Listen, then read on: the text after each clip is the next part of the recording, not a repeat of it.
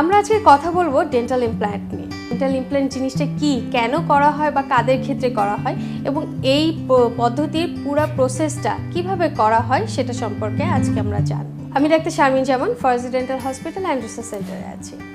Dental implant জিনিসটা কি আসলে? ডেন্টাল ইমপ্ল্যান্ট জিনিসটি হচ্ছে একটি দাঁত প্রতিস্থাপনের আধুনিক পদ্ধতি।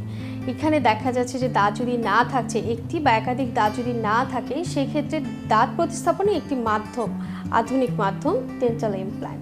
এটি একটি সার্জিক্যাল প্রসেস, যেখানে দাঁত থাকছে না সেখানে আমরা সার্জারি করে এই ইমপ্ল্যান্ট পদ্ধতিটি সম্পন্ন করে থাকি। প্রথমে আমি একটু জানাতে চাই, দাঁত যদি কোনো কারণে একটা মানুষের মুখে না থাকে, সেটা হতে পারে একটা বা দুটো বা তারও বেশি, সেক্ষেত্রে কী কী ধরনের সমস্যা হয়? প্রথম যে সমস্যাটা হয়, যেহেতু মুখগহ্বরের মধ্যে দাঁতটি রয়েছে, আমাদের খাওয়া দাওয়া করতে বেশি সমস্যা হয়, আমরা ঠিক মতন চিবাতে পারি না। আরেকটা জিনিস সমস্যা হয়, যদি সামনের দিকে দাঁত হয় তাহলে দেখতে একটা খারাপ লাগার একটা ব্যাপার থাকে, যে সামনের অংশটা ফাঁকা হয়ে থাকছে।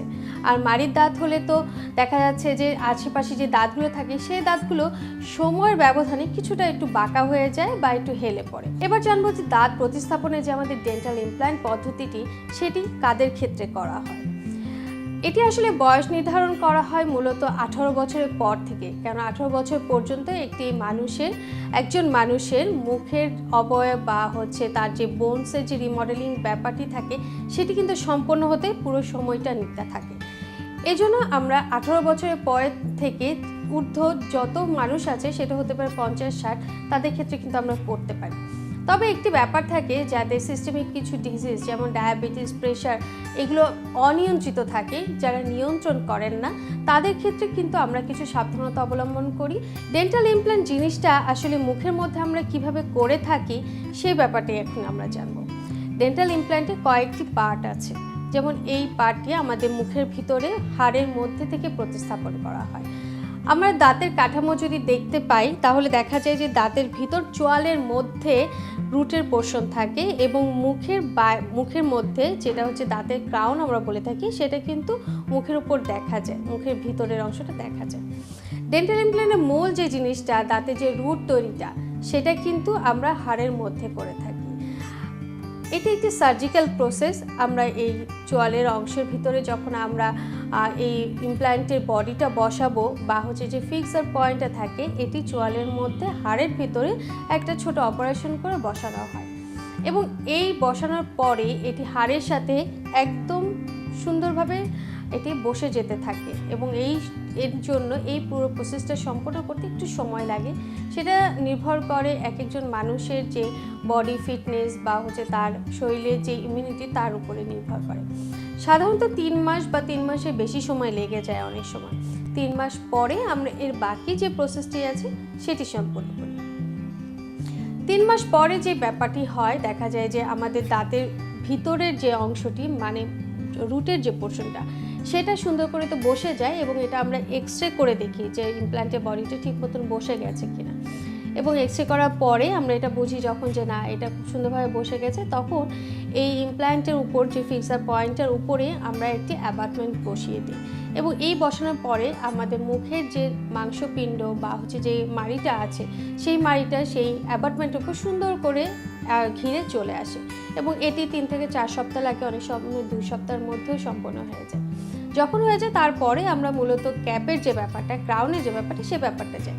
এই ক্ষেত্রে আমাদের ল্যাবের সহায়তা প্রয়োজন হয়। আমরা একটা ইমপ্রেশন তৈরি করে ল্যাবে পাঠাই, তারা আমাদেরকে ক্রাউন তৈরি করে দেয় এবং তারপরে আমরা এই অ্যাবাটমেন্টটি বসিয়ে দিই। তাহলে বুঝতেই পারছেন যে আপনারা দর্শক, যে আমাদের কিন্তু একটু সময়ের প্রয়োজন হচ্ছে, যে আমরা কিন্তু 3 থেকে 4 মাসের সময় পাচ্ছি একটা ইমপ্ল্যান্টে পুরো প্রক্রিয়াটি সম্পন্ন করতে। এই পুরো প্রক্রিয়াটি সম্পন্ন করার পরে এই ইমপ্ল্যান্টের যে দাঁতটি থাকবে, সেই দাঁতটি আপনার আগের যে স্থায়ী দাঁতটি ছিল, ন্যাচারাল যে দাঁতটি ছিল, সেই দাঁতের মতনই কার্যক্ষমতা থাকবে। এই দাঁত দিয়ে ঠিক মতন আপনি খেতে পারবেন এবং আপনার মুখের যে কাজগুলো নর্মাল একটি দাঁত করে থাকে, সেই কাজটাও কিন্তু করবে এই ইমপ্ল্যান্ট করা দাঁতটি। এখন আপনারা জিজ্ঞেস করতে পারেন যে একটা দাঁত যদি মিসিং থাকে, সেক্ষেত্রে কি একটা করা যায় নাকি অনেকগুলো করা যায়? সেক্ষেত্রে আমি বলবো, যাদের একটি দাঁত নেই তাদের ক্ষেত্রে তো ইমপ্ল্যান্ট করা যাবে। অনেক সময় দেখা যায় কারো মুখে কোনো দাঁতই থাকে না, কোনো রকম অ্যাক্সিডেন্টে বা কোনো রকম দুর্ঘটনাতে দেখা যায় যে অনেকেরই চোয়াল ভেঙে যায় বা দাঁতগুলো সব পড়ে যেতে পারে, বা অনেকে দেখা যায় অনেক ধরনের অসুস্থতা থাকে যে কারণে দাঁতগুলো দুর্বল হয়ে পড়ে যায়। সেক্ষেত্রে যদি কারো মুখে কোনো দাঁত না থাকে তাহলে পুরো মুখের ভিতরে যে দাঁতের যে চোয়ালের অংশটা থাকে পুরোটাই কিন্তু তৈরি করা যায় এই ডেন্টাল ইমপ্ল্যান্ট দিয়ে। এবং চোয়ালের পিছন থেকে সামনের যে অংশটি সেই অংশটি পুরোটাই কিন্তু এই ডেন্টাল ইমপ্ল্যান্ট করে দাঁতের যে আগের যে অবকাঠামোটি ছিল সেটি কিন্তু পুরোপুরি নিয়ে আসা সম্ভব হয়। ডেন্টাল ইমপ্ল্যান্টের খরচটা তুলনামূলক অন্যান্য যে চিকিৎসা আছে সেইগুলোর থেকে একটু বেশি হয়, কারণ এমনি ডেন্টালের ট্রিটমেন্টের খরচটা একটু বেশি থাকে, কারণ সবগুলো সার্জিক্যাল প্রসেসে আমরা করে থাকি, এই জন্য খরচটা অন্যান্য চিকিৎসার থেকে বেশি থাকে। আর ডেন্টাল ইমপ্ল্যান্ট যেহেতু একদমই আধুনিক একটি পদ্ধতি, এইখানে আমরা যে জিনিসগুলো ব্যবহার করে থাকি, এই যে জিনিসগুলো আমরা পেশেন্টের মুখে দিয়ে থাকি সেগুলো কিন্তু আমাদের বাইরে থেকে নিয়ে আসতে হয়। এগুলো প্রোভাইড করে ওরা বাইরে থেকে পাঠিয়ে দিলে আমরা তখন এটাকে ইমপ্লিমেন্ট করি পেশেন্টের মুখে। এটা যেহেতু বাইরে থেকে সরাসরি নিয়ে আসা হয় এবং এতে আলাদা কিছু খরচ পড়ে যায়, এ কারণে এই চিকিৎসা যে পদ্ধতিটা সে কারণে একটু বেশি হয়। আবার এই পুরো প্রসেসটা যে সম্পন্ন করতে এই চিকিৎসা সেখানেও একটু সময় বেশি প্রয়োজন হয়, যে সেক্ষেত্রে দেখা 3 থেকে 4 মাস একটা সময় লাগে। এই পুরো প্রসেসটাতেই এই কারণে একটু খরচটা বেশি হয়ে থাকে অন্যান্য চিকিৎসার তুলনায়।